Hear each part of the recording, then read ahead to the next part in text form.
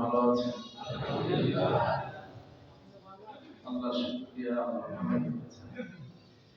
শীতের দিন আল্লাহ পাক আমাদেরকে আরো ভালো থাকার তৌফিক দান করে, সকলে বলে আমিন।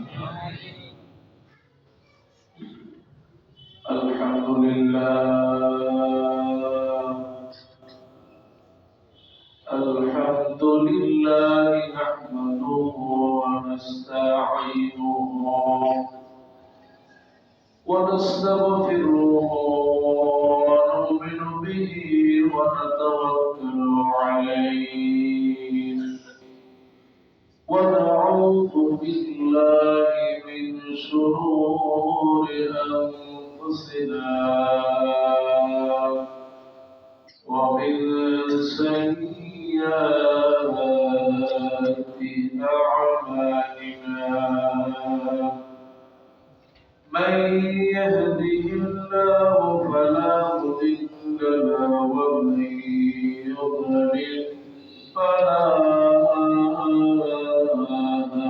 هادي له ونشهد أن لا إله إلا الله وحده لا شريك له ونشهد أن سيدنا ونبينا وشفينا وحبيبنا وطبيبنا وطبيب قلوبنا الذي أرسله بالحق بشيرا ونذيرا وداعيا إلى الله بإذنه وسراجا منيرا فقد قال الله تعالى في القرآن العظيم أعوذ بالله من الشيطان الرجيم بسم الله الرحمن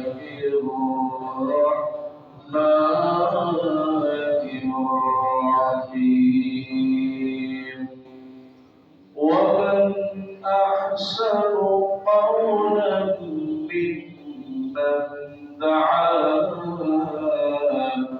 إلى الله وعمل صالحا وقال إنني من المسلمين وقال رسول الله صلى الله عليه وسلم بلغوا عني ولو آية وقال تعالى إن الله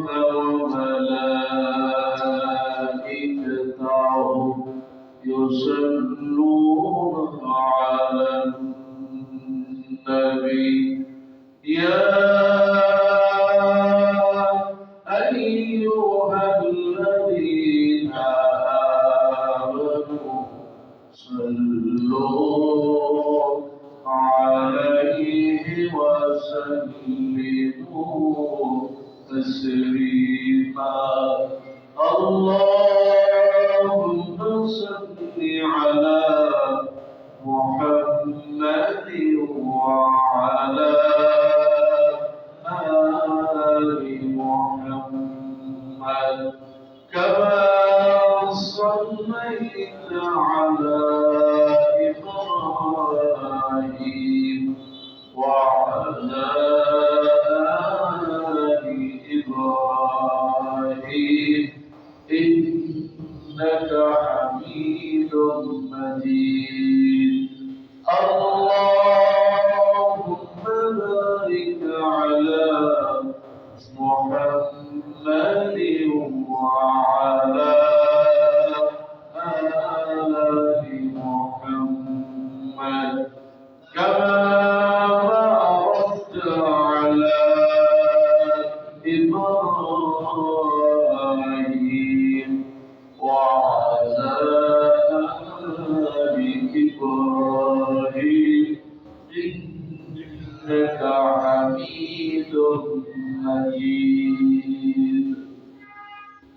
আলহামদুলিল্লাহ, শীতের এই সকাল, পবিত্র জুমার দিন, আমরা সকলেই মহান আল্লাহ সুবহানাহু ওয়া তাআলা শুকর আদায় করছি যে আল্লাহ সুবহানাহু ওয়া তাআলা পবিত্র এই জুমার দিন আমাদেরকে পবিত্র মসজিদে এসে বসার, কথা বলার আর শোনার জন্য যে সুন্দর একটি সুযোগ আমাদেরকে দিয়েছেন, সকলেই আমরা জবাব থেকে বলি আলহামদুলিল্লাহ।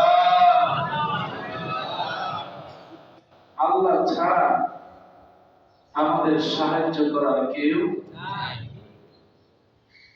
আর যদি অসুস্থ হয়ে হাসপাতালে থাকতাম, আজকে যদি প্যারালাইজড হয়ে পড়ে থাকতাম, আজকে যদি অসুস্থ হয়ে ঘরে পড়ে থাকতাম, তাহলে মসজিদে আসতে পারতাম।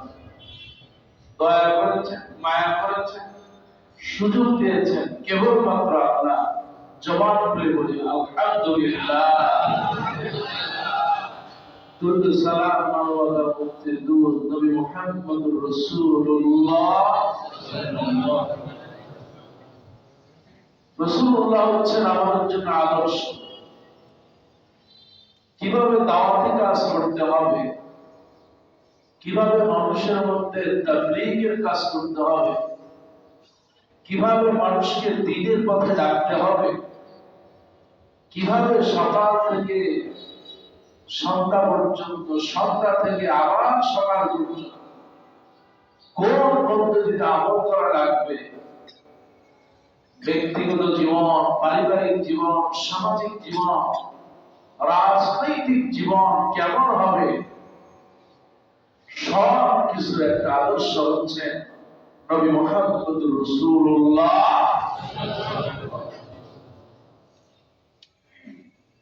আল্লাহ পাক এই নবীকে আমাদের জন্য একটা মডেল বানিয়ে দিয়েছে।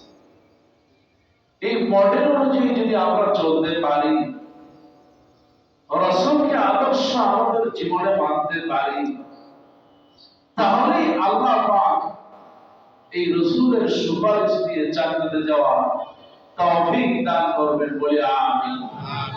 আল্লাহ আমাদের সবাইকে কবুল করুন বলে আমিন। দুরূদ ও সালাম পেশ করছি নবী, সিদ্দিকীন, শুহাদা, সালিহিন যারা দ্বীনকে বিজয়ের জন্য নিজের জীবন, সম্পদ, সময়, শ্রম সব কিছু দিয়েছেন। আল্লাহ পাক তাদেরকে জান্নাতে আলা মাকাম দান করুন বলে আমিন। সম্মানিত ভাইরা, পর্দার আড়ালের মা বোনেরা, আমি শুরুতে যে আয়াত তেলাওয়াত করেছি, ওয়ামান আহসানু কওলান মিম্মান দাআ ইলাল্লাহ ওয়া আমিলা সালিহা ওয়া ক্বালা ইন্নানি মিনাল মুসলিমিন। একটি আয়াত তিনটি ধরনের ব্যাখ্যা। ওই ব্যক্তির চেয়ে উত্তম কে হতে পারে? তার মানে হলো ওই ব্যক্তির চেয়ে উত্তম আর কেউ হতে পারে না। ক্বাওলান মিম্মান দাআ ইলাল্লাহ, সে ডাকবে আল্লাহর পথে। এক নম্বর হচ্ছে সে ডাকবে যার পথে, তিনি কে? আমরা মুসলমান, আমরা ডাকি যার জন্য, তিনি কে? এই যে আযান দেয় মুয়াজ্জিন, মর্যাদা আছে না নাই? রাসূলুল্লাহ সাল্লাল্লাহু আলাইহি ওয়াসাল্লাম বলেছেন, যে ব্যক্তি ইখলাসের সাথে আযান দিবে, কিয়ামতের দিন ওই মুয়াজ্জিনের খাটটা সবচেয়ে লম্বা হবে। সুবহানাল্লাহ। জোরে বলুন না সুবহানাল্লাহ। এই যে মুয়াজ্জিন আযান দেন, তিনি ডাকেন হাইয়া আলাস সালাহ, হাইয়া আলাল ফালাহ, কল্যাণের দিকে আসো, সালাতের দিকে আসো। যে ব্যক্তি সালাত পড়ে তাকেই কল্যাণ দেন কে? আল্লাহ। কাজেই সব মানুষের জন্য আল্লাহ পাক বলেন আহসান, ওই ব্যক্তির যে উত্তম আর কে হতে পারে যে মানুষকে আল্লাহর পথে ডাকে। মুয়াজ্জিন আল্লাহর পথে ডাকতেছে, ইমাম সাহেব আল্লাহর জন্য নামাজ পড়াচ্ছেন, হিসেবে আল্লাহর জন্য খুতবা দিচ্ছেন। আমার ভাইরা যারা টিচিং করতেছেন তারা আল্লাহর জন্য শিক্ষা দিচ্ছেন, যারা শিক্ষা দিচ্ছেন তারা আল্লাহর জন্য শিক্ষা দিচ্ছেন, যারা ব্যবসা করতেছেন তারা আল্লাহর জন্য করতেছেন, যারা ব্যবসায় কর্মচারী আছেন তারা আল্লাহর জন্য করতেছেন, যারা আইনজীবী আছে তারা আল্লাহর জন্য করতেছেন। শুধুমাত্র নিয়তটা করলেই হয়ে যাবে। খুশি হবেন কে? ইন্নামাল আ'মালু বিন্নিয়াত। আপনি একটু নিয়তটা যদি সহি রাখেন যে আমি জ্ঞান শিখতেছি, এই জ্ঞানের মাধ্যমে আমি ইসলামের খেদমত করব, মানুষের কল্যাণ করব, তাহলেই তাদের সওয়াব দিবেন কে? আল্লাহ।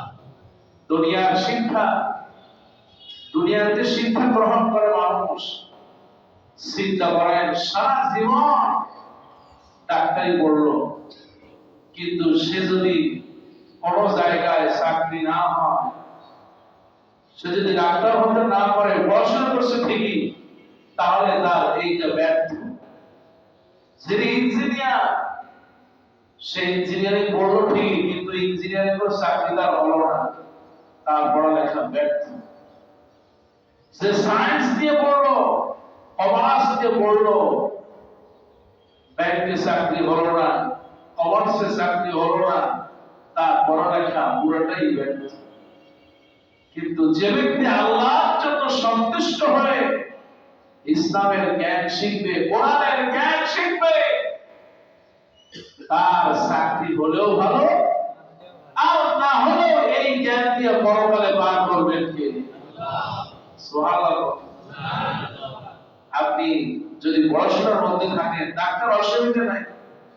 আজ ডাক্তাররা একজন আলেমের চেয়ে ভালো পড়াশোনা করে, আলহামদুলিল্লাহ। কত ডাক্তার আছে আলেমদেরকে পড়াইতে পারে? কারণ ডাক্তার তো সব খুলে খুলে দেখে, কোথায় হাড়, কোথায় কিডনি। সুবহানাল্লাহ, সুবহানাল্লাহ।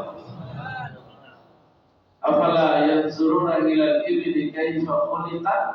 তাকাও একটু, কেমন কত সুন্দর বানালা। ওই যে ইবিল, উট পাখি, ওই যে উটটাকে কেমন বানালাম একটু তাকাও। ডাক্তার খালি মানুষ না, মানুষটাকে তাকায়, দেখে কোথায় কি। সুবহানাল্লাহ, সুবহানাল্লাহ। একই চামড়া, যেই গরম পানিটা হাতের চামড়ায় সহ্য হবে, ওই পানিটা মুখে সহ্য হয় না। কে বানিয়েছে? এই জন্য জ্ঞান মানুষকে সবচেয়ে মর্যাদা দিয়েছে। কেউ যদি ডাক্তার হওয়ার পাশাপাশি ইসলামী নলেজেবল হয়, তাহলে তার মর্যাদা বাড়িয়ে দেবে। আপনি ডাক্তার পড়লেন, ইঞ্জিনিয়ারিং পড়লেন, উদ্দেশ্য যদি থাকে কোরআন পড়বো, হাদিস পড়বো, চাকরি হোক না হোক, ওই ডাক্তারই আপনাকে জান্নাতে দিবে। ভাইরা আমার, ওয়ামান আহসানু কওলা মিম্মান দাআ ইলাল্লাহ। কত ডাক্তার আছে রোগীদেরকে দেখে, মা একটু নামাজ পড়বে, মা আপনি তো খুব বেশি পান খান, জর্দা খাওয়াটা হারাম। হুজুর 1 বছর ওয়াজ করবে, জর্দা ছাড়বে। কিন্তু ডাক্তার যদি একদিন একটু সময় ওয়াজ করে দেয়, তাহলে তার জীবন কাম হয়ে যাবে। সুবহানাল্লাহ। হুজুরের সাথে ওই লোকটা ডাক্তার ওয়াজ তাসির বেশি হয়ে গেল। সুবহানাল্লাহ। ডাক্তার কইছে পান খাওয়া যাবে, হুজুর তো সারা জীবন কইতেছে কোনো খবর। ডাক্তার বলল, মা গুল খান না? কই জি স্যার, গুল খান। কই মা এটা খাইতে তো আপনার সব চলে যাবে।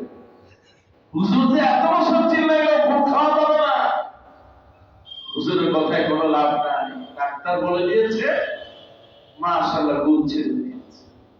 এরকম কত চিকিৎসা আছে, ওয়াজ করলে এই ওয়াজ কবুল করেন কে? ওয়ামান আহসানু কওলাম মিম্মান দাআ ইলাল্লাহ। তোমাদের মধ্যে যে আল্লাহর দিকে ডাকে, আর আল্লাহর দিকে ডাকতে হলে এখানে হুজুর হওয়ার দরকার নেই। রাস্তা দিয়ে হাঁটতেছে, হঠাৎ করে রাস্তার ভিতরে একজন অন্ধ হাঁটতেছে, আপনি অন্ধর হাতটা ধরলেন, তাকে ডাইকা এক্সিডেন্ট করতে যাচ্ছেন, ডাইকে এক পাশে নিয়ে আপনি একটা ভালো কাজ করলেন, খুশি হবেন কি? শুধু তাই না, এই যে আপনারা তো ফেসবুক চালান, আমি এর বিরোধী নই। ফেসবুক চালান, অসুবিধা নেই। মসজিদে আইসা অনেকে ফেসবুক চালায়, আমি দেখি মাঝে মাঝে মধ্যে যখন ঘুম আসে, এই মসজিদে তো ঘুম আসে না সাধারণত, আলহামদুলিল্লাহ কাছ থেকে আলহামদুলিল্লাহ ইরা মসজিদ মুসল্লিরা ঘুমাইতে পারে। তারপরে দেখি মাঝে মধ্যে দুই একজনের মোবাইল নিয়ে ফেসবুক চালানোর চেষ্টা করে। মসজিদে এসে যদি আপনার ফেসবুক চালানোর চেষ্টা থাকে, তাহলে বাড়িতে যে আপনি কি করেন আল্লাহ এর মুসল্লি আছে না? ফেসবুক চালান, সকালবেলা উঠে একটা হাদিস দিয়ে দেয়, দুইটা কথা বলে, সন্ধ্যাবেলা একটা হাদিস দেন, কোরআনের একটা আয়াত দেন, ভালো একটা ওয়াজ হচ্ছে আপনি শেয়ার দিয়ে দেন, কিংবা আপনার যেটা পছন্দ হয়েছে ওইখানে কমেন্ট করেন, মাশাআল্লাহ, আলহামদুলিল্লাহ। এই যে আপনি মাশাআল্লাহ লিখলেন, সুবহানাল্লাহ লিখলেন, আলহামদুলিল্লাহ লিখলেন, সওয়াব আছে না নাই? আপনি যে কোনো কাজ, ঘরের ভিতরে টিভি আছে, এক সময় এগুলো করতো শয়তানের বাক্স। এটা কি? শয়তানের বাক্স। হুজুর গল্পটা করবো কি, সারাদিন মহিলারা খালি এই শয়তানের বাক্সের দিকে তাকায়। কোন সময় ভারতীয় সিরিয়াল আসবে, খাওয়া দাওয়া বাদ দিয়ে ওইদের সামনে বসে, এই কারণে এটার নাম হয়েছে শয়তানের বাক্স। কিন্তু আপনি যদি চিন্তা করেন কোন সময় একটু কোরআন তেলাওয়াত আসবে, কোন সময় একটু মাসলা মাসাইল শিখবো, কোন সময় একটু দোয়া শিখবো, এটা দিয়ে যদি আপনি ওই শয়তানের বাক্স ধরে নিলাম, টিভি যদি দেখেন, তাহলে কি গুনাহ হবে নাকি সওয়াব হবে? সওয়াব হবে। এই জন্য যা করবেন ফিহি খায়র, তার মধ্যে কল্যাণ আছে। আর আপনি যদি এই কল্যাণের দিকে ডাকতে পারেন, তাহলে আল্লাহ পাক বলেন ওই ব্যক্তির চেয়ে উত্তম আর কেউ হতে পারে না। আমার ভাই, আল্লাহ রাব্বুল আলামিন বলেন কুনতুম খায়রা উম্মা উখরিজাত লিন-নাস, তোমরা হলো শ্রেষ্ঠ জাতি। ও দুনিয়ার মানুষেরা, আল্লাহ রাব্বুল আলামিন কত কিছু সৃষ্টি করেছেন। দুনিয়া থেকে যদি আপনি তাকান, অসংখ্য প্রাণী আল্লাহ সৃষ্টি করলেন। আবার আল্লাহ রাব্বুল আলামিন মানুষকে সবচেয়ে বড় মর্যাদা দিলেন। তার কারণ হলো কিয়ামতের দিন কোন প্রাণীর হিসাব নেবে না, আল্লাহ জিন আর মানুষের হিসাব নেবেন। জোরে বলুন সুবহানাল্লাহ। হিসাবের দিক থেকে হযরত আবু বকর রাদিয়াল্লাহু তাআলা তিনি গাছের গোড়ায় বসে কাঁদতেছেন আর বলতেছেন, আরে আমি যদি মানুষ না হয়ে একটা গাছ হতাম, লাউলা কুনতা বিশজারা, আমি যদি মানুষ না হয়ে একটা গাছ হতাম, গাছে ফলমূল হতো, মানুষ উপকার পেত, তারপরে মরে যেতাম, গাছটা মরে যেত, কিয়ামতের দিন আর হিসাব দেওয়া লাগতো না।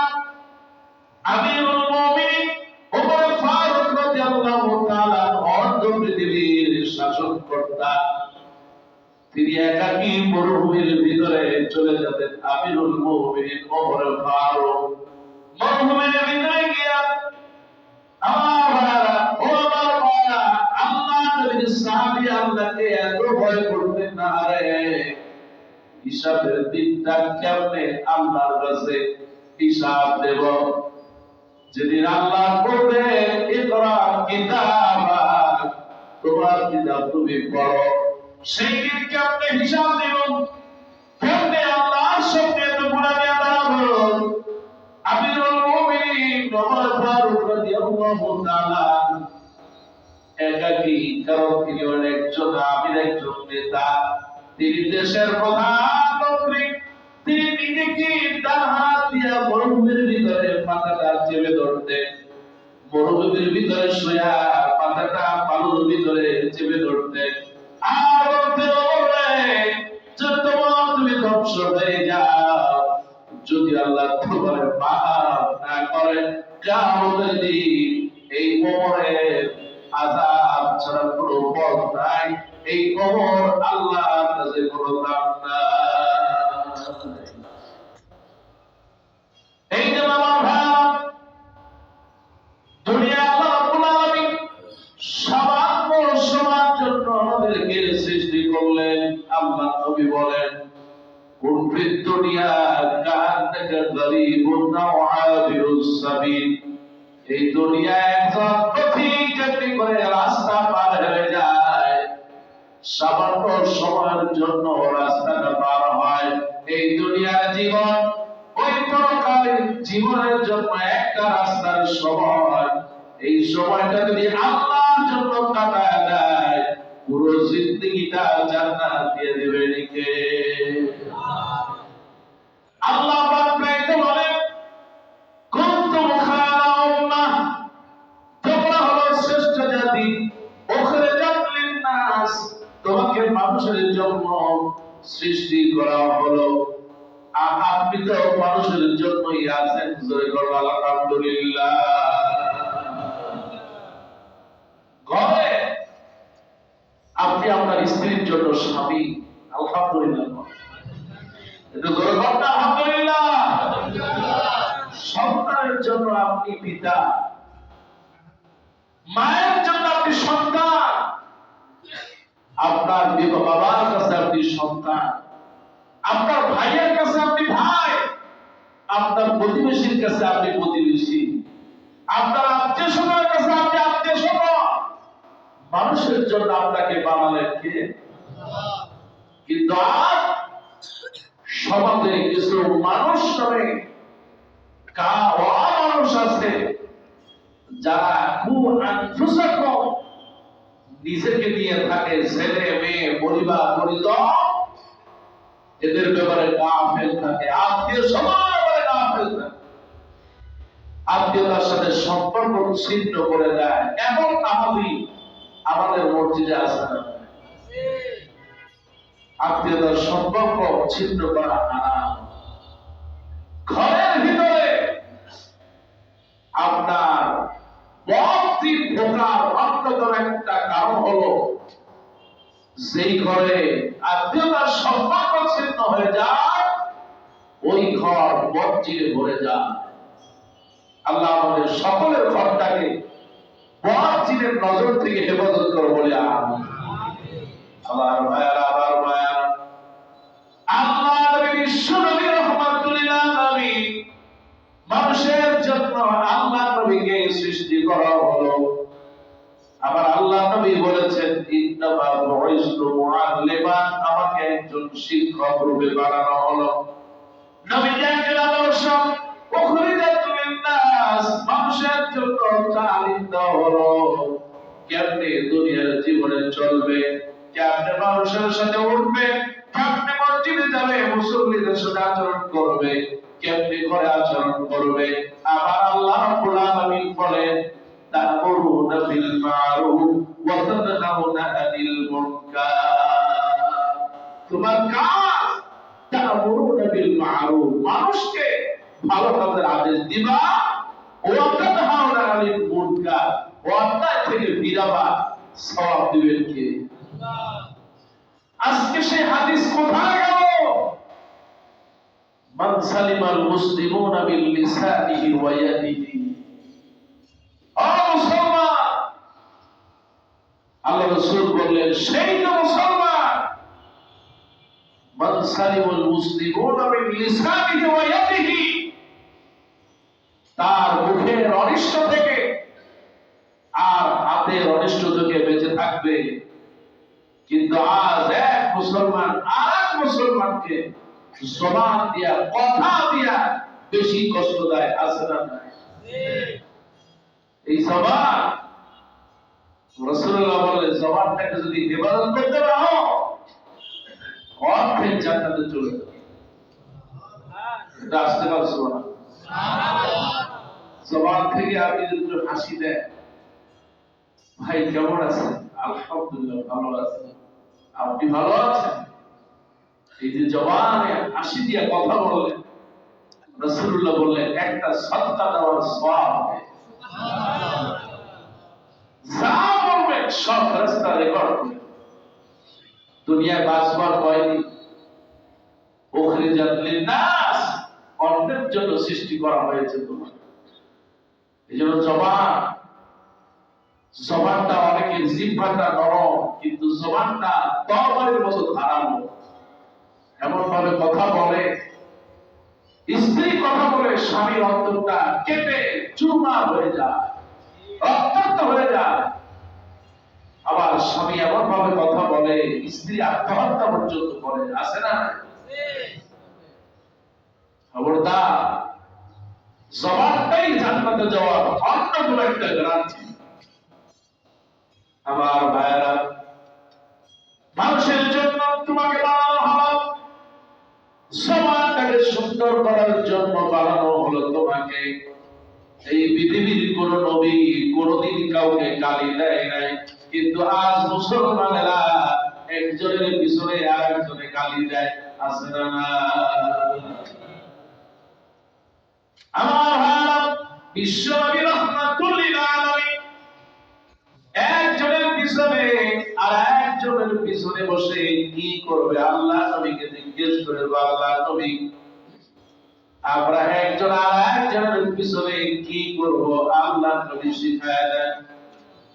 আন আবি দারদা রাদিয়াল্লাহু তাআলা আন্নাহু সামি'a রাসূলুল্লাহ সাল্লাল্লাহু আলাইহি ওয়াসাল্লাম ইয়াকুল মা মিন আবদিন মুসলিমু ইয়াদউ লিআখিহি বিযহরিল গায়বি ইল্লা ক্বালাল মালাকু ওয়া লাকা বিমিসলি। হযরত আবু দারদা বলেন, রাসূলুল্লাহ সাল্লাল্লাহু আলাইহি ওয়াসাল্লামকে আমি বলতে শুনেছি, যখনই কোনো মুসলমান বান্দা তার ভাইয়ের জন্য তার অনুপস্থিতিতে দোয়া করে, কি করে? দোয়া করে। আল্লাহ নবী বলেন, তুমি যদি তোমার ভাইয়ের অনুপস্থিতিতে তার জন্য যদি তুমি দোয়া করতে পারো, বিশ্ব নবী বলেন আল্লাহ রাব্বুল আলামিন ফেরেশতা নাযিল করে দেয় তোমার জন্য। একজন ফেরেশতা নাযিল করে দেয়, আল্লাহ রাব্বুল আলামিন বলেন, আল্লাহ নবী বলেন ওই ফেরেশতা তোমার জন্য কল্যাণ কামনা করে। জোরে বল সুবহানাল্লাহ। এক মুসলমান আর এক মুসলমানের পিছনে কল্যাণ কামনা করবে, ভালো কামনা করবে। মাশাআল্লাহ, খুব ভালো, আল্লাহ তুমি তাকে কবুল করো, বলেন না আমিন। আমিন।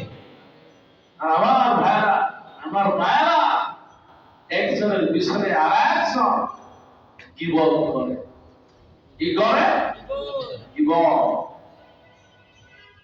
গীবত হলো যেটা করেছে কোন একজন একটা কাজ করেই ফেলল। ইয়া রাসূলুল্লাহ, গীবত কি?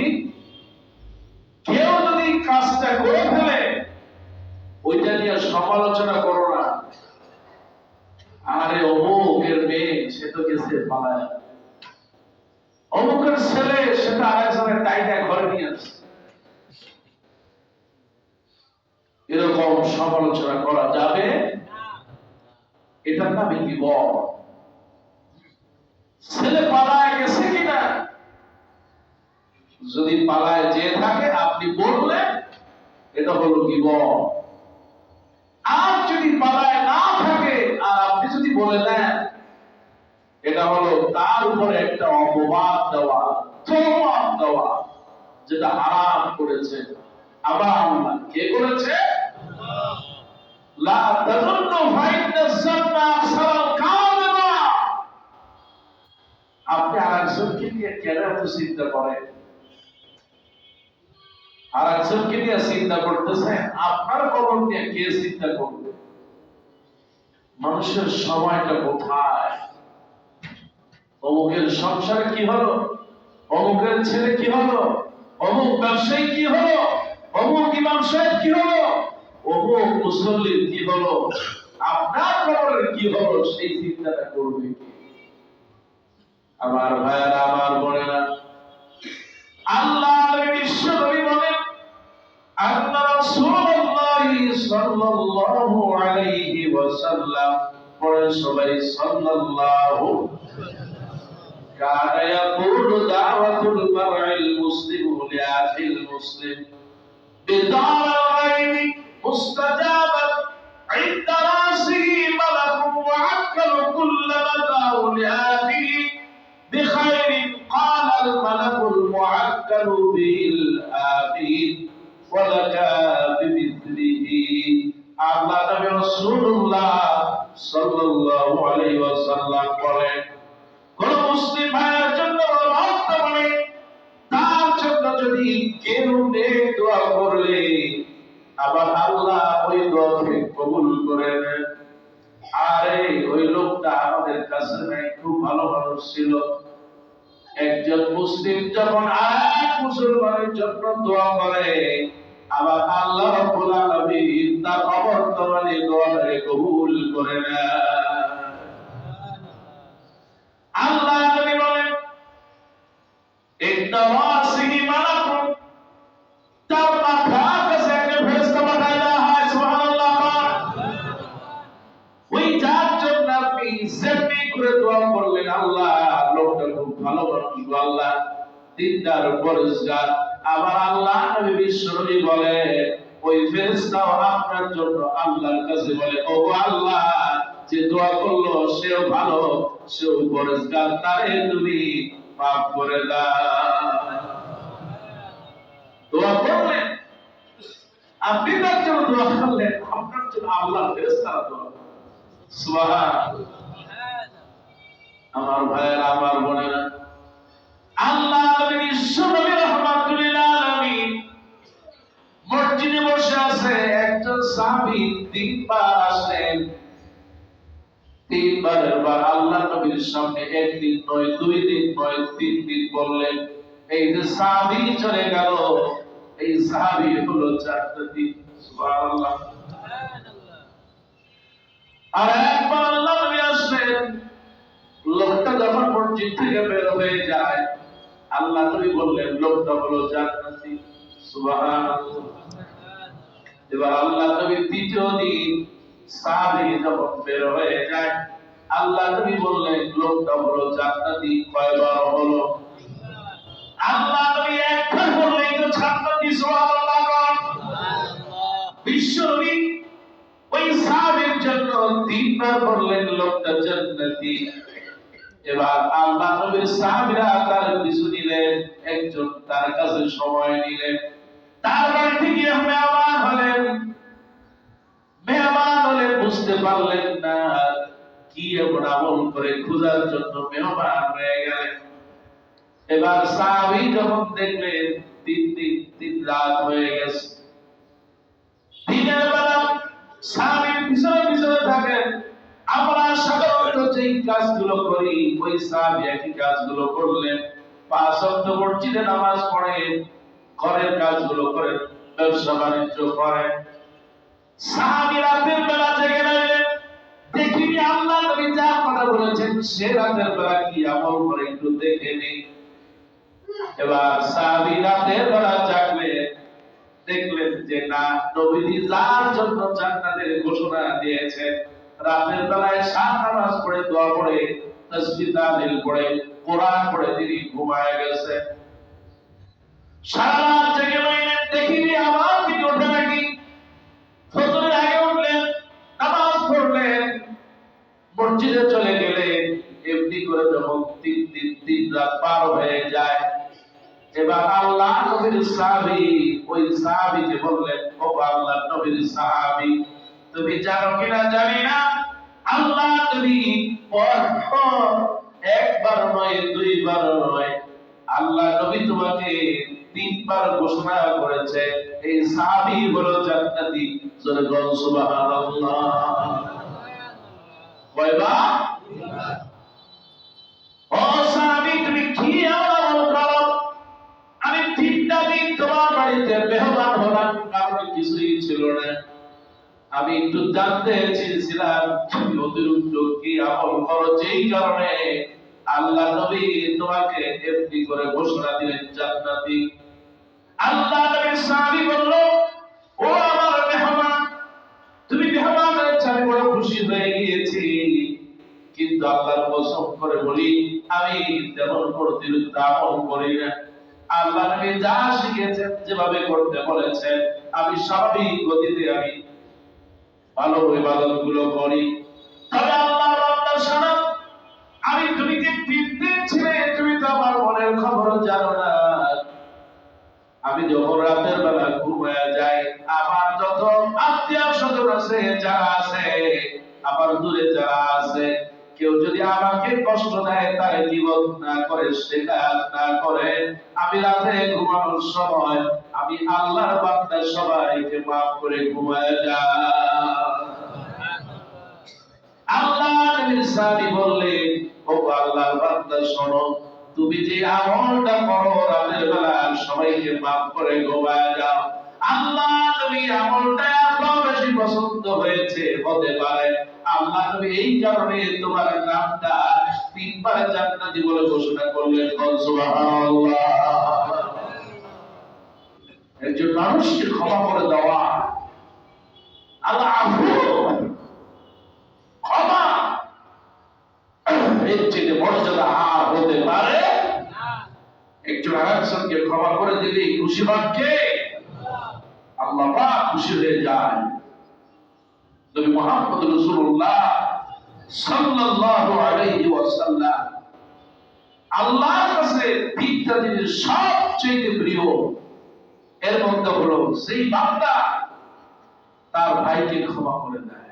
সুবহানাল্লাহ।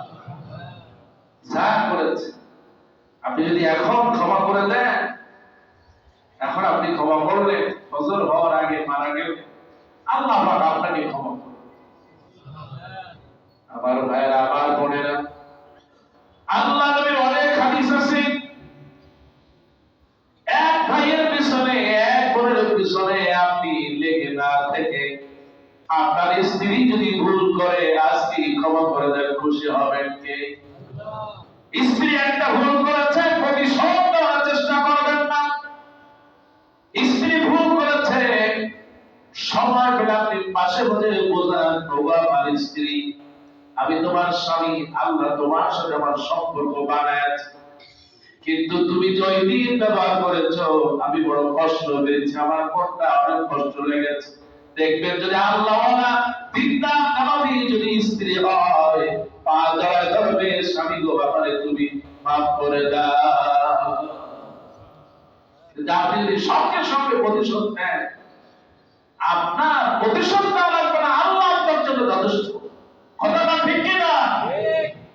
আমার সেই জন্য বলতে চাই, এক ভাইয়ের পিছনে আর এক ভাই দোয়া করবে। আমার আল্লাহ নবী রাহমাতুল লিল আলামিন দোয়ার কথা বলেছেন। বিশ্ব নবী বললেন, সবচেয়ে উত্তম আমল হলো এক মুসলমান আর এক মুসলমানের দোয়া। আল্লাহ নবী বিশ্ব নবী বলি, ও নবী, কখন দোয়া কবুল হয়ে যায়। আল্লাহ আবু হুরায়রা রাদিয়াল্লাহু তাআলা বর্ণনা করেন, আন্না রাসূলুল্লাহ সাল্লাল্লাহু আলাইহি ওয়াসাল্লাম قال اقرب ما يكون العبد من ربه وهو ساجد। বান্দা যখন সিজদায় চলে যায়, আমার আল্লাহ নবী বলে, যে ব্যক্তি সিজদায় চলে যায়, এই পৃথিবীর সবচেয়ে উত্তম সময় হলো বান্দা বান্দিরা যখন সিজদা দিয়ে দোয়া করে, আমার আল্লাহ রাব্বুল আলামিন ওই দোয়াটাকে বেশি কবুল করে নেন। বা আকসিরু দোয়া, সিজদায় যাও, বেশি বেশি দোয়া করো। সুবহানাল্লাহ। ওযু করতেছেন, ওযু করে সিজদায় চলে যান, আল্লাহ আমার আব্বা আম্মারে মাফ করুন, আল্লাহ আমারে মাফ করুন, আল্লাহ আমার পরিবারকে মাফ করো, সত্যের সত্যি মাফ করো। আল্লাহ ছেলে মেয়েদের পরীক্ষা, আল্লাহ তুমি পরীক্ষা ভালো করো। সিজদা দিয়া যে বান্দা কাঁদতে পারে, আমার আল্লাহ নবী বলেন, আল্লাহ পাক ওই মা বাবার দোয়া কবুল করে নেন। মুস্তাজাবুদ দাওয়া, পৃথিবীর তিনটা দোয়া সবচেয়ে বেশি কবুল হয়ে যায় সন্তানের জন্য। মা বাবার দোয়া মঞ্জুর করে দেন আমার আল্লাহ সুবহানাল্লাহ। এজন্য সবসময় সন্তানের জন্য দোয়া করবেন। এই যে অনেকের পরীক্ষা আছে সামনে, যাদের পরীক্ষা আছে আল্লাহ দোয়া করি আল্লাহ পরীক্ষাকে তুমি ভালো করে দাও। ছেলেরা পড়তে বসছে টর্চার করবেন, আব্বা এই পরীক্ষাটা তো সামান্য, সামান্য মাত্র পরীক্ষা, এটা তো কিছুই না, কয়েকটা মার্ক বেশি পাবা আপনার কাছে একটা কম পাবা, এইটা নিয়ে এত টেনশন নেই, এতদিন যা পড়ছো ভালো করে পড়ো, ইনশাআল্লাহ তুমি ভালো পড়বা। এই কেস যদি খারাপ হয়ে যায় রাগ করবেন, আর কয়েকবার পড়ো না এতদিন কি, আর ভালো করে পড়ো, আগামীতে আরো ভালো। এভাবে সন্তানদেরকে বোঝানোর তৌফিক বলে আমি বলবে তোমার বাপ না এত ফেরেশতা, কারণ ফেরেশতার মতো বাপরে আমি কষ্ট দিতে পারবো না, ভালো করে পড়াশোনা করবে, ভালো রেজাল্ট করবে। আল্লাহ আমাদের সন্তানদেরকে ভালো রেজাল্ট করার তৌফিক বলে আমি। আমার ভাইয়েরা, আল্লাহ নবী বিশ্বনবী বলেন সন্তানের কল্যাণ কামনা করবেন, দিনে রাতে সব সময় দোয়া করবেন। সন্তান আপনাকে আল্লাহ দিয়েছে, এই পৃথিবীতে কত মানুষ আছে আরে ঘরের ভিতরে সব আছে কিন্তু ছেলে মেয়ে আমার আল্লাহ পাক সন্তান দিয়েও সিনাই নিয়ে আছে নাই। এই এলাকায় কত বাড়ি আছে আরে পুরো বাড়িটা একজনের, ছেলে একটা আছে আমেরিকায় থাকে, মেয়ে একটা কানাডায়, বছর কেন ৩-৪ বছরেও বাবা ভাইয়ের সাথে এসে পা ধরে সালাম দেওয়ার সুযোগ হয়। সন্তান থাকতে হয়, অনেক স্ত্রী যেমন স্বামী থাকতেও যেমন বিধবা, ঠিক তেমনি সন্তান থাকতেও নিঃসন্তানের মা বাবা কতজন আছে না? বয়স আছে, বয়স না।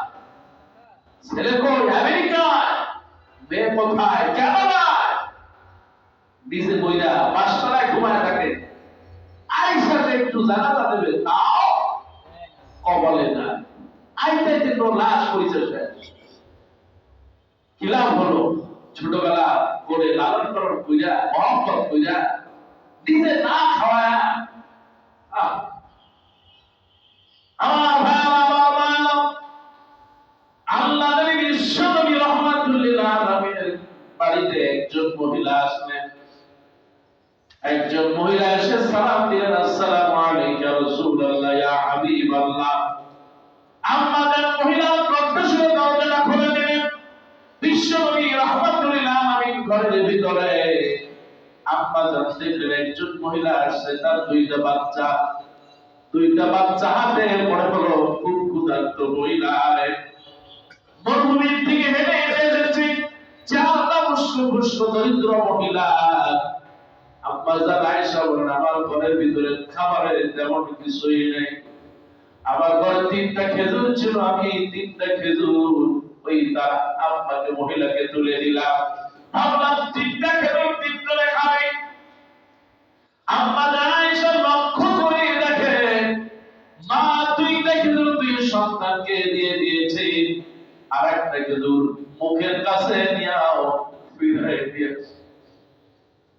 সন্তান 2টা হুমত না জানি আবার চায় কিনা মা ক্ষুধা লেগেছে। আল্লাহ নবীর স্ত্রী আম্মা জান বর্ণনা করেন 2টা খেজুর 2 সন্তানকে দিলেন। সন্তান 2টা খেজুর গুলা খেয়ে বলল আম্মা ওই খেজুরটাও দাও। ছোট্ট মানুষ বোঝে না, মা সন্তানদের মুখের দিকে তাকায়া খেজুরটাকে 2টা ভাগ করে 2টা বাচ্চার মুখে খাওয়ায়া দিলেন। চোখ থেকে পানিটা দরদর করে ফেললেন। আম্মা জান আয়েশা বর্ণনা করেন আমি আর দাঁড়াতে পারলাম না, কাঁদতে কাঁদতে আমরা নবীর কাছে চলে গেলাম, ইয়া রাসূলুল্লাহ ইয়া হাবিবাল্লাহ, নবী গো আমি আজকে কি দেখলাম, মায়েরা কি এত কষ্ট করতে পারে? আল্লাহ নবী বলেন কি হয়েছে গো আয়েশা? আম্মা জান বলেন ও আল্লাহ নবী আমি লক্ষ্য করলাম আমি যখন 3টা খেজুর দিলাম মা নিজের খেজুরটা খেলো না, মা নিজের খেজুরটা না খাওয়া নিজে না খেয়ে সন্তানদের মুখে খাওয়ায় দিলেন। ওগো নবী এই মায়ের ব্যাপারে আপনি কি বলবেন? আল্লাহর বিশ্বনবী রাহমাতুল্লাহ আলাইহি বলেন, যে মা হলে এত কষ্ট করে সন্তানকে লালন পালন করে, নারী ছাড়া ঘর বুকের তাজা রক্ত দিয়া যে মা তার সন্তানকে লালন পালন করে, নিজের মুখের খাবার নিজে না খাওয়ায় সন্তানদের খাওয়ায়, আল্লাহ নবী বলেন ওয়াজাবাত আলাইহা জান্নাহ, এই মায়ের জন্য আল্লাহ রাব্বুল আলামিন জান্নাতকে ওয়াজিব করে দিলেন। এই মাকে জান্নাত দিবে কে? অথচ বুড়া বয়সে এই মায়ের পাশে ওই ছেলে পাওয়া যায়। আমার ভাইয়েরা ও আমার বোনেরা, সন্তান আছে লালন পালন করেন, রিজিকের ফয়সালা আসমানে হয়, দুনিয়ায় হয়। সন্তানকে আপনি যদি আল্লাহ ওয়ালা বানাতে পারেন, দ্বীনদার বানাতে পারেন, আপনি যদি দ্বীনের খিদমত করাতে পারেন, ইসলাম শিক্ষা দিতে পারেন, ওই সন্তান টাকার জন্য আপনাকে ফেলে যাবে না, বরং আপনার সেবা করবে, প্রত্যেক কদমে কদমে সওয়াব হয়ে যাবে। বল সুবহানাল্লাহ। আমার ভালো সেই জন্যই বলি আল্লাহ রাব্বুল আলামিন বলেন উখরিজাত লিন-নাস, বান্দারে তোমাকে সৃষ্টি করা হলো আর একজনের জন্য, আর একজনের সুখে যদি সুখী হতে পারো আল্লাহ তোমাকে জান্নাতের ব্যবস্থা করে দিবেন। বল সুবহানাল্লাহ। আপনি একটা বাতি ঘর, আপনাকে দেখে আপনার পরিবার শিখবে, ছেলেরা শিখবে, আপনাকে দেখে আপনার পরিবারটা ইসলামী হয়ে যাবে। আল্লাহ আজকে আমরা জানি আজকের এই জায়গায় আল্লাহ গো তোমার কাছে বলছি সবাইকে দিনদার পরিষ্কার হিসেবে কবুল করে নাও। দুনিয়ায় তো থাকবো না, চলে যাব, কি নিয়ে যাব? এই যে ছেলেটা যদি মানুষ হয়, মেয়েটা যদি আল্লাহওয়ালা হয়, কবরে বসে বসে সওয়াব পাবো ইনশাআল্লাহ। যার ছেলে আছে মেয়ে আছে কয়দিন বাঁচবে আপনি বলে দেওয়ার পর, ছেলে মেয়ে হয়তো বেশি দিন বাঁচতেও পারে, নাও বাঁচতে পারে, কিন্তু আপনার আমল আপনার কাছে। কত মা বাপ আজকে কষ্টে আছে। আমি আগেও বলেছিলাম কত জায়গায় মা ফিরে যায়, অনেক বড় বাড়ি, বুড়া আর বুড়ি আর কেউ, বাবাজি আপনার কি কেউ নাই ছেলে মেয়ে? হুজুর সব আছে, কিন্তু ছেলে মেয়ে থাকতেও আমি এখন এটি অসহায়। কেউ ছেলে মেয়ে পড়াশোনা করে, ডাক্তার হয়েছে, ইঞ্জিনিয়ার হয়েছে, ব্যারিস্টার হয়েছে, আইনজীবী হয়েছে, টাকা হয়েছে, পয়সা হয়েছে, এখন আর গ্রাম ভালো লাগে, শহরে চলে গেছে, শহর ভালো লাগে না, বিদেশে চলে গেছে। তারপর বলি বাবাজি বিদেশ ভালো লাগে না, তারপর কই যাবে? তারপর বলবো যে আমি যে বাড়িতে ভাড়া থাকি তার দুটো মেয়ে যেহেতু বিদেশের কথা আসলো, আমাদের সাথে খুব ভালো সম্পর্ক, আমরা বাসা পাল্টানোর কারণে সেও বাসা পাল্টায় আমাদের উপরে আসছে, একই বিল্ডিং এ আমরা থাকতাম, এত মহব্বত। আমার পরিবারে কিছু রান্না হলে, ভালো কিছু রান্না হলে চেষ্টা করতাম ওই পরিবারে নেওয়া, ওরা কিছু রান্না করলে এই পরিবারে নেওয়া চিন্তা, মহব্বত আর ভালোবাসা। যেহেতু প্রতিবেশী, খুব ভালো একটা চাকরি করতেন স্বামী, অনেক টাকা বেতন পেতেন, এখন আত্মীয় স্বজন সব আমেরিকায়, মাশাআল্লাহ তারা সব চাকরি বাকরি জায়গা জমি যা আছে ব্যাংক বলেন সব এক জায়গা করে, তারপরে বাড়ি দিছে আমেরিকায়, অসুবিধা নেই, আলহামদুলিল্লাহ আমরা তো খুশি। যান, কিন্তু যখন যায় বলে আমার ভাইয়ের বাসা তো বীরপুর, বীরপুরে যাচ্ছি, আপনাদের সাথে দেখা হবে, কথা হবে, যাওয়ার সময় ইনশাআল্লাহ আমরা দেখা করে যাব বা এয়ারপোর্টে একসাথে যাব। আমি তো এসব জানি না, আমার পরিবারে তারা খোঁজ খবর রাখে, বলতে আমার বাসার সামনে বিদায় নিয়ে গেল, বলো ভাইয়ের বাসায় যায়, কিন্তু ওই সময় তিনি ডাইরেক্ট এয়ারপোর্টে চলে গেলেন, এয়ারপোর্ট থেকে আমেরিকা যায়, বলতেছে আমি তো আমেরিকায় চলে আসছি। চিন্তা করেন, চিন্তা করেন মানুষ দুনিয়ার কারণে কতটা স্বার্থপর হয়ে যায়, জীবনে তার সাথে দেখা নাও হতে পারে। যদি বলে যায় তাহলে চিন্তা করো, আরে বলে যদি যায় এয়ারপোর্টে আমি চলে যাচ্ছি, এটা যদি জানি তাহলে না জানি আবার কি হয়। মানুষ দুনিয়ায় বড় স্বার্থপর। আমেরিকা, ইউরোপ, আমি বলি না যে যাবেন না, না যা। আমাদেরই এক আত্মীয়, আমাদের নানা শ্বশুরের বংশের এক আত্মীয় মহিলা, ছেলে মেয়ে সব এই জায়গায়, তিনি বরিশালে একা কেমনে থাকবেন, নিয়ে গেছেন এবার আমেরিকায়। এমন রোগ হয়েছে, ডাক্তার বলছে যদি সে প্লেনে ওঠে তাহলে সে মারা যাবে। আমার আর এই বাংলাদেশে আসা হবে। সেই জন্য ভাইরা আমার, ছেলে মেয়ে বিদেশে পাঠান, কোনো দোষ নাই, আমি বলি না। তবে বিদেশ থেকে বাবা যা করো, 5 বছর 10 বছর পর টাকা পয়সা কামায় না, অন্তত একসাথে যেন আমরা থাকতে পারি, আল্লাহ যেন সেই ব্যবস্থা করে দেয়, বলি আমি। আর সবচেয়ে ভালো দেশে রাখে, ভালো শিক্ষা দেয়, ওইখানেও যা খাবে ওখানেও নেই, বরং ওইখানে হালাল খাইতে পারে, এখানে আপনার কাছে একটা হালাল নামাজি হবে, আল্লাহ হবে। কুনতুম খায়রা উম্মাহ উখরিজাত লিন-নাস তা'মুরুনা বিল মা'রুফ ওয়া তানহাউনা আনিল মুনকার। পরিবারে আছে, ছেলে মেয়ে আছে, সন্তান আছে, দ্বীনের জন্য ডাকেন, ইসলামের জন্য ডাকেন।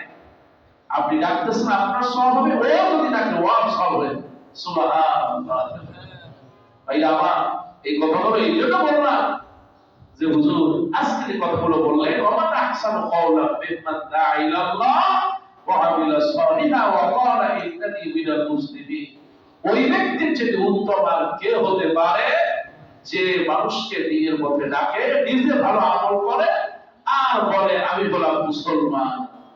আজকে তো টাকা তাবলীগের ইস্তেমার দিকে তো টাকা, আয়াতটা শুরু আর শেষ। আপনি যে এতক্ষণ ভালো কাজগুলো করলেন, আরে ডাকলেন, দ্বীনের পথে এই করলেন সেই করলেন, আপনি মূলত ভালো কাজ করলেন, আলহামদুলিল্লাহ।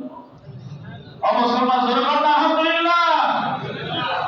তাবলীগের কাজ করার জন্য পরিবার পরিজন ছেড়ে এরকম রাস্তায় রাস্তায় ঘুরে এরকম মারামারি করা, এটা ইসলাম পছন্দ করে না। হারাম। কাকে বলতেছেন আপনি? মান কাতালা নাফসান বিগাইরি নাফসিন আও ফাসাদান ফিল আরদ। কেউ যদি কাউকে বিনা কারণে হত্যা করে অথবা জমিনে ফাসাদ করে, ফাকান্নামা কাতালান নাসা জামিআ, আল্লাহ পাক বলেন সেজন্য সব মানুষকে হত্যা করবে।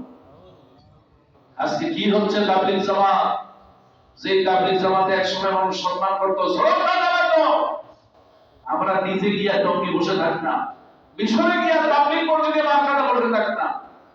আর আজকের এই তাবলীগ জামাত দুইটা গ্রুপ হয়ে তারপরে একজন আরেকজনের জবাই করতেছে, একজন আরেকজনের হত্যা করতেছে, একজন আরেকজনকে মাইরা সৌদা ফেলতেছে।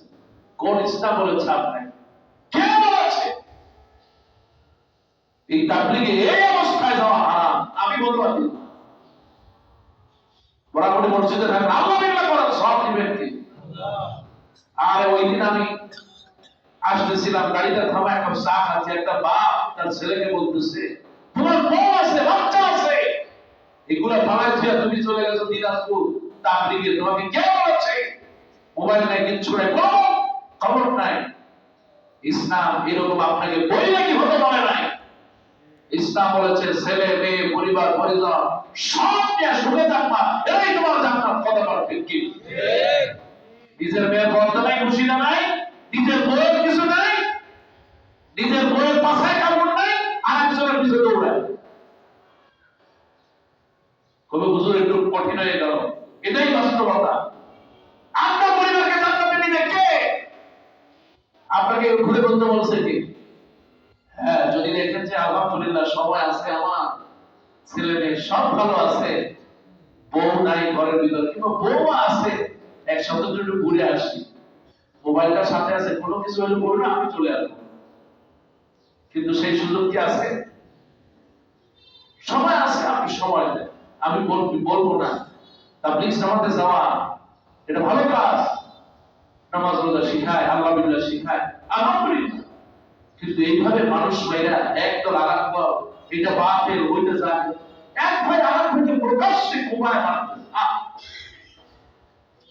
ভাইরা আমার, আল্লাহর কাছে দোয়া চাই, আল্লাহ তাবলীগ জামাতকে যারা কলঙ্কিত করেছে, আল্লাহ তুমি তাদের হেদায়েত দাও বলে আমিন।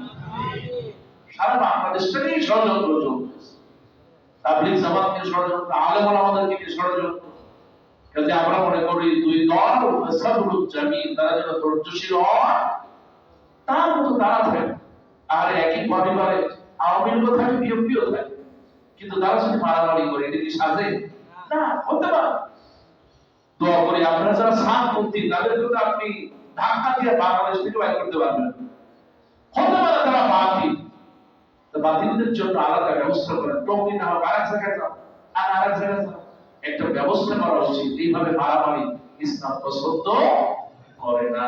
আর আপনি তুমি নিজে বাঁচো, তোমার পরিবার পরিজনকে বাঁচাও। তুমি পয়সা জান্নাতে চলে যাও আর ছেলে মেয়ে জাহান্নামে যায়, এই কথা আল্লাহ বলে। দাওয়াত দিতে হবে, দাওয়াত দেওয়ার দায়িত্ব আপনার। আপনার যতটুকু এগিয়ে আছে ততটুকু। রাসূলুল্লাহ তো দাওয়াত দিতেন ইহুদি, খ্রিস্টান, অমুসলিমদেরকে। আপনি যারা দাওয়াত দেন, সে তো নামাজ পড়ে, কম হোক বেশি। অমুসলিমদের মধ্যে আমার বাংলাদেশে কোন একজন হিন্দু তাবলীগে যায় মুসলমান হয়েছে আছে?